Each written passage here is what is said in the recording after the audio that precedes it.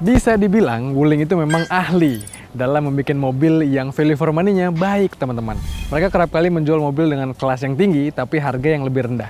Salah satunya ini, Wuling Alphest ini nih. Ini mobil bertarung di kelas small SUV tapi dijual dengan harga yang kena ke compact SUV. Harganya murah, kelasnya tinggi. Tapi kira-kira seberapa layak mobil ini untuk dibeli?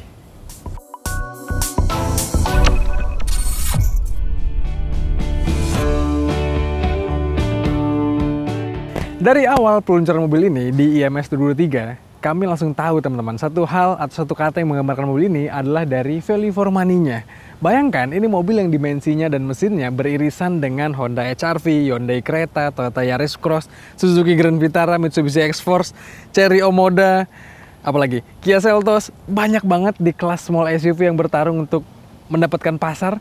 Dan dia dengan berani menjual dengan harga yang ikut ke compact SUV, teman-teman. Harganya murah banget, mulai dari 205 juta untuk kelas yang terendah. Tapi kalau kalian pengen beli yang ini, harganya 295 juta. Nggak nyampe 300 juta dan harga segitu adalah harga yang jelas worth it.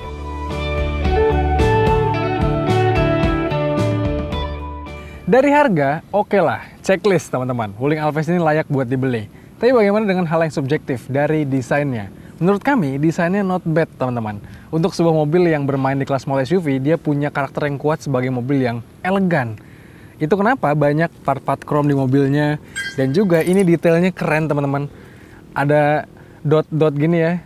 Terus yang nyatu sampai ke DRL-nya dan model-model lampu-lampuannya keren. Depan belakang keren.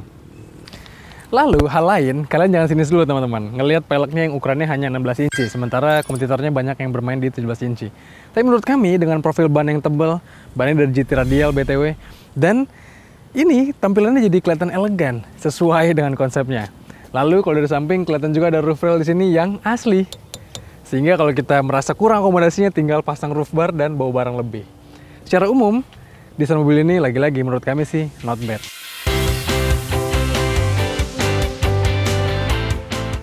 Begitu masuk ke kabinnya, aura elegannya juga terasa. Suasana kabin yang lega tampak naik kelas berkat sunroofnya meski sepotong saja. Aura kokpitnya juga terasa istimewa dengan detail-detail ornamen yang lagi-lagi rasanya digarap dengan sangat serius. Bikin kita nggak yakin sama harga mobil ini yang nggak sampai 300 juta. Iya, balik lagi bahas soal kelegaan kabinnya. Tak hanya lega dari kabin penumpang belakang, joknya ini juga bisa dilipat untuk mendapatkan ruang bagasi yang ekstra. Mobil ini spesial juga nih dari segi desain sampai kepraktisan. Tapi gimana dengan rasa berkendaranya?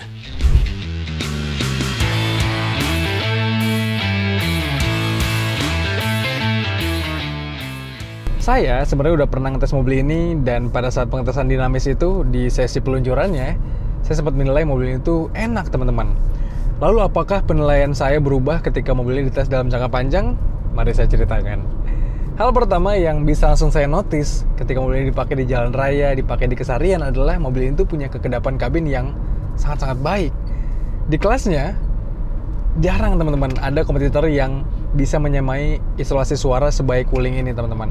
Sehingga ya kita nyaman di jalanan. Belum lagi suara dari entertainment, suara dari head unitnya gitu ya, bisa jadinya lebih ter-enhance, jadi lebih nikmat lah suasana mengemudinya. Dan ngomong-ngomong soal rasa berkendaranya, mobil ini tuh kalau harus disebutkan dalam dua kata yang menggambarkannya adalah mudah dan juga asik, teman-teman. Jadi mobil ini tuh nggak seperti mobil di kelasnya yang misalnya menggairahkan gitu ya untuk berkendara. Ini enggak, teman-teman. Mobil itu lebih cenderung easy to drive aja gitu. Gampang dikendarainya, setirnya ringan, dan juga mobil ini punya dimensi yang nggak terlalu panjang dan wheelbase-nya juga nggak terlalu panjang, sehingga lincah dan juga satset ketika dikendarai di perkotaan. Ya, mobil ini memang bukan untuk kita-kita yang mengejar rasa berkendara terlalu gimana-gimana gitu ya, rasa berkendara yang sporty atau rasa berkendara yang sangat-sangat asik gitu ya. Enggak, mobil ini tuh ya kata kuncinya easy to drive aja gitu. Asik dikendarainya, nyaman, dan juga bantingannya empuk, teman-teman.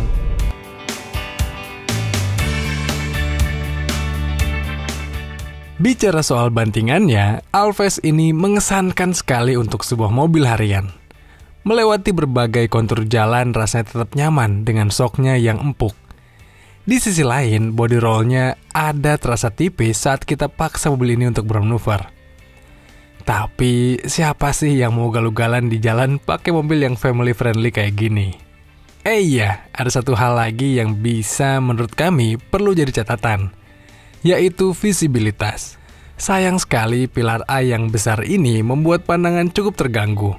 Selain itu, kaca belakangnya pun tergolong minimalis dan belum ada defoggernya. Jadi, kalau berembun, bikin kita sulit untuk melihat ke belakang.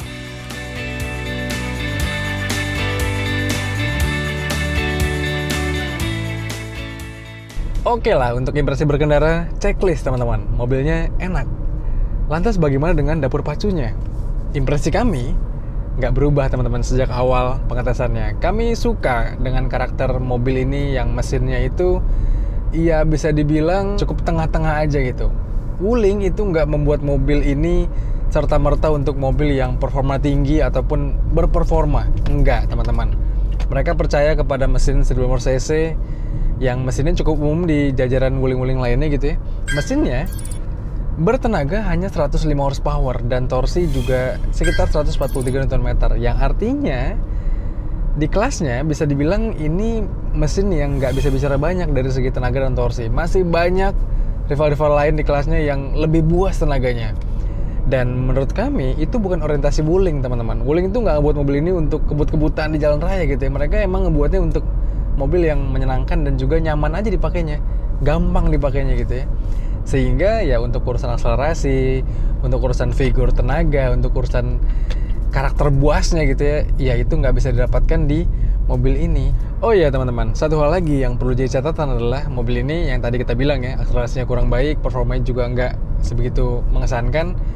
Satu hal lagi teman-teman, sayang banget untuk urusan efisiensi, mobil ini lagi-lagi nggak bisa bicara banyak nih. Di kelas ini, efisiensi bahan bakar sebenarnya jadi nilai yang sangat sensitif. Karena ya pembeli di kelas ini tuh masih banyak yang menang-mending. Setelah kami tes, Alphest ini hanya dapat di angka 13,3 km per liter untuk rute dalam kota. Pengetesannya kami lakukan secara eco driving dengan kecepatan rata-rata 25 km per jam. Sementara di rute tol, dengan kecepatan rata-rata 90 km per jam, Alphest ini hanya mampu mencatatkan angka konsumsi BBM rata-rata di 16,1 km per liter. Dibilang boros sih ya nggak juga ya teman-teman ya. Karena boros atau irit itu memang perspektif yang beda-beda dari segi keuangan gitu ya. Tapi menurut kami ada hal yang bisa menjadi solusi akan efisiensi bahan bakar itu. Salah satunya adalah dengan menawarkan mobil ini dengan mesin yang berbeda teman-teman. Karena secara global atau di Cinanya, Wuling itu Alphest ini hadir dengan nama Xingqi. Dan di sana ditawarkan dengan mesin 1200 cc turbo. Yang rasanya menarik tuh untuk dibawa ke Indonesia. Ya setidaknya bisa jadi Wuling Alphest RS kali ya.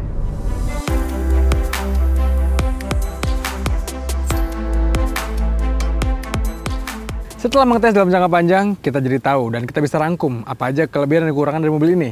Kelebihan pertama datang dari handling dan suspensinya, teman-teman. Mobil ini enak banget buat dipakai sehari-hari karena easy to drive dan juga nyaman suspensinya. Sehingga kalau kalian cari mobil yang enak buat dipakai harian, ini jawabannya. Lalu kelebihan kedua datang dari fiturnya yang lengkap, teman-teman. Jangan lupa ini mobil Cina dari Wuling yang selalu menghadirkan fitur-fitur yang lengkap di kelasnya. Mobil ini punya fitur ADAS yang canggih nih. Ada forward collision warning, ada lane keeping assist juga, ada adaptive cruise control juga teman-teman. Dan jangan lupa ada Wuling Indonesia Voice Command yang bisa bantu kita untuk operasikan mobil ini. Kayak misalnya, halo Wuling. Halo. Buka sunroof. Oke, membuka sunroof. Keren ya. Dan kelebihan terakhir datang dari kepraktisannya teman-teman. Mobil ini punya akomodasi yang lega, kabinnya lega juga, dan praktis. Nih lihat, kita bisa melipat sandaran jok baris keduanya dan membuat kabin yang rata lantai. Wow.